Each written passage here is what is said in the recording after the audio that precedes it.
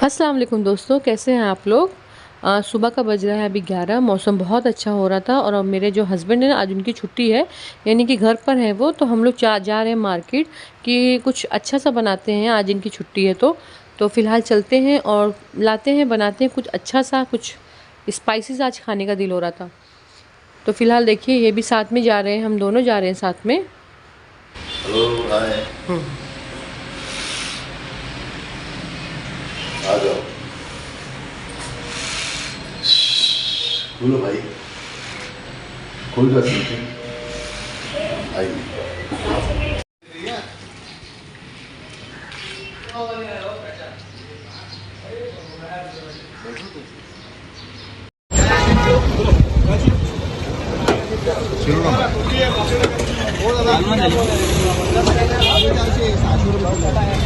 कितना है ना भाई? ये फाने ले छिल के पूरा छिलना है 10 रुपए लेगा पूरा साफ करके देगा। ओ अभी बोलो। एक्चुअली ना हमारा जो ना इरादा था लॉबस्टर वाला, जो बड़ा वाला झींगा होता है ना, वो झींगा लेने का, लेकिन ना अवेलेबल नहीं था। तो फ़िलहाल इन्होंने कहा चलो ये बड़ा वाला ही झींगा ले लेते हैं और उसी का कुछ बनाते हैं। तो झींगा ले लिया था और ये घर आ गए थे हम लोग। तो आप सोच रहे होंगे इतना सा झींगा लेकर आए हैं, मतलब आधा किलो झींगा इसलिए लिया था ना, क्योंकि बच्चे जो है ना मेरे, वो झींगा नहीं खाते। और फ़िलहाल अभी घर पर अम्मी हैं, वो भी नहीं है, कोई भी नहीं है, मतलब मैं और मेरे हस्बैंड अकेले हैं। तो हम 2 लोगों के लिए इतना काफ़ी हो जाएगा और बच्चों के लिए मैं ना बाद में चिकन करी बनाऊँगी। तो फ़िलहाल मैं बना रही हूँ लहसुनी झींगा मसाला। तो उसके लिए सबसे पहले मैंने झींगे में डाला थोड़ा सा हल्दी और थोड़ा सा नमक। इसे मैरिनेट करेंगे लगभग 10 मिनट के लिए। तब तक हम दूसरी तैयारी कर लेते हैं अपनी, मतलब प्याज वगैरह काट लेते हैं, जब तक अंदर नहीं अच्छे से एब्जॉर्ब हो जाएगा नमक हल्दी, ताकि इसमें जो स्मेल होती है ना वो एक ख़त्म हो जाए।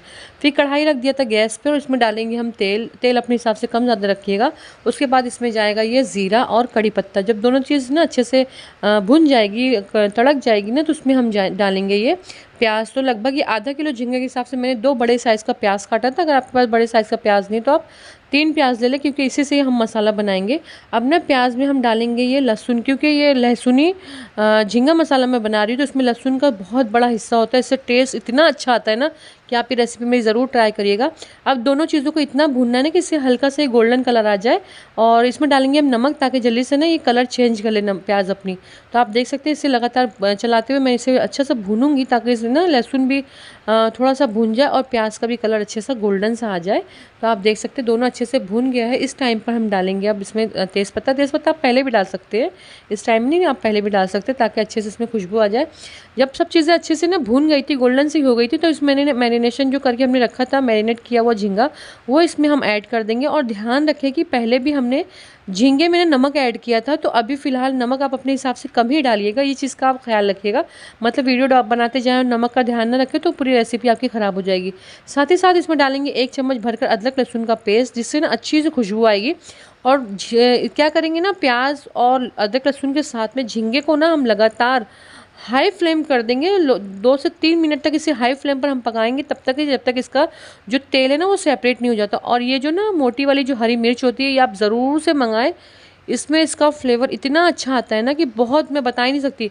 और देखिए इस तरीके से मैंने बीच में कट्स लगाए ताकि इसका तीखापन बाहर आ जाए। और बिल्कुल ये देखिए मगरमच्छ लग रहा था बिल्कुल। मैंने जब इसे खोला ना, मुझे मगरमच्छ वाली फीलिंग आ रही थी। आप बताइएगा कि आपको मगरमच्छ लगा था कि नहीं, है ना।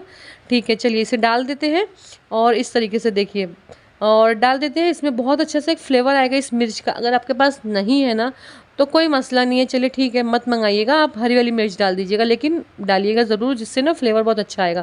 तो आप देखिएगा इसका तेल जो है ना बाहर आने लग गया था, खुशबू इसमें अच्छे से आने लग गई थी। तो अब इसके साथ ही साथ इसमें डालेंगे हम टमाटर। टमाटर इसमें मैं डाल रही हूँ 2 बड़े साइज़ का लाल वाला टमाटर है। और आधा कप डालेंगे इसमें हम हरी मटर। अभी मटर का सीज़न है तो आप ज़रूर से डालें, अगर नहीं है तो स्किप कर दें, लेकिन मटर अच्छा लगता है, मतलब टेस्ट अच्छा हो जाता है। साथ ही साथ इसमें डालेंगे हम आधा चम्मच गरम मसाला पाउडर और तीखी और लाल मिर्च पाउडर है, टेस्ट के अकॉर्डिंग आप डालें, जितना भी आप लाल मिर्च खाते हैं। थोड़ा सा डालेंगे, आधा चम्मच हल्दी पाउडर। और इसके साथ साथ ही मैं मसाला जो दिखाया ना, हमारे यहाँ जो है मालवानी मसाला कहा जाता है। इसमें ना सूखा खोपरा, सूखी लाल मिर्च और ज़ीरा और एक दो और गरम मसाले डालकर वो लोग पीसते हैं। तो ये फ़िलहाल हमारे यहाँ रेडीमेड मिलता है। अगर आपके पास ये अवेलेबल हो तो, क्योंकि ये मुश्किल है मिलना, हर जगह ये नहीं बनता है। अगर आपको मिल जाए, रेडीमेड भी आजकल मार्केट में मतलब दुकानों पे आने लग गया, अगर मिल जाए तो आप आधा चम्मच डाल दें। नहीं है ना तो आप क्या करें, चिकन करी मसाला भी आप डाल सकते हैं ना, कोई मसला नहीं है। बस बनाएं, खाएं, एंजॉय करें। चीज़ें हर हाल में बहुत अच्छी बनती है, अल्लाह का शुक्र अदा करें। और देखिए साथ में मैं डाल रही हूँ ना आधा कप पानी, क्योंकि अभी हम मसाला हम झींगे साथ भूनेंगे। पहले हमने सब चीज़ डाल के भून लिया था, तेल सेपरेट कर लिया था। अब डालेंगे पानी। आपको लगता होगा मैं बहुत फास्ट बोलती हूँ, मगर मैं क्या करूँ, मैं इतनी फास्ट ही बात करती हूँ कि आपको अगर नहीं समझ में आया तो आप कमेंट में बोलिएगा मुझे। आप स्लो फ्लेम कर देंगे तब तक कि जब तक कि हमारा झींगा गल नहीं जाता, मसाला जो अच्छे से पक नहीं जाता। और जो हमने हरी मिर्च डाली थी वो भी अच्छे से गल गई है, आप देख सकते हैं। लेकिन अभी भी मुझे थोड़ी सी कसर लग रही है।